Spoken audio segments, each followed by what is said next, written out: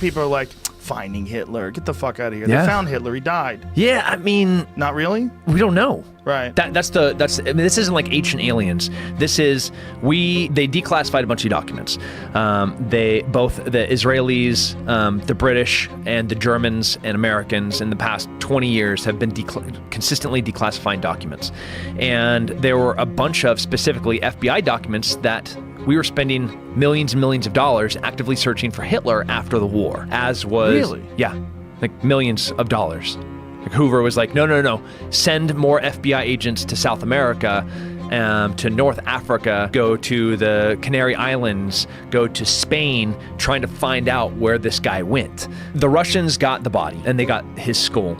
And when they brought it back to Moscow, nobody has ever been able to independently verify who and what this body is.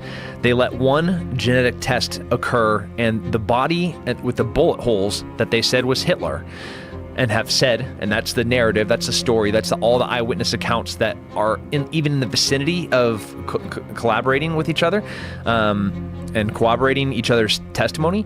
Like the closest version, because none of it seems to be very accurate, is that, okay, here's Hitler's skull, and when they did the genetic testing, it's that of a 35-year-old woman. So they're like, oh, well, this isn't Hitler. So what you had in South America, both Chile and Argentina back-to-back had fascist regimes.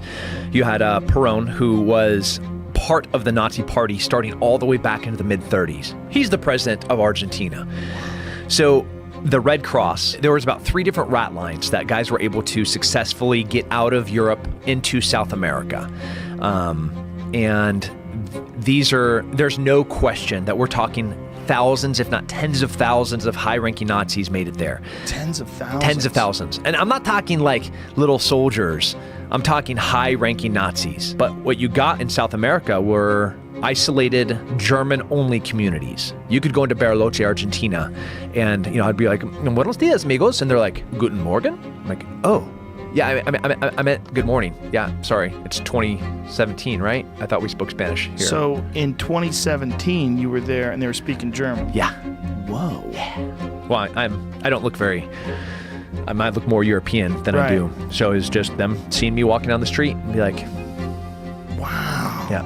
And there's tons of communities. I mean, if you go to Colonia Dignidad, which is now called Villa Bavaria, it is only German. Whoa. In the center of Chile, in the mountains of Chile. Like there's no Spanish being spoken there. It is exclusively German. And these are the descendants of Nazis.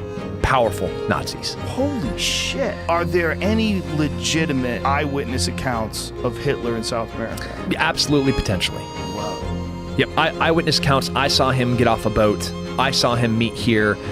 And if it was just some person saying it, it's almost meaningless. Right. But if you look at the context of who this person is, the wealth that they have that they shouldn't have, like, can you explain how you got so rich in 2 generations? Like, okay, your grandpa got here from Germany in 1946. That's weird. And he's on a legitimate visa with an Argentinian passport. Also weird. And now he's a war refugee that's now worth millions of dollars.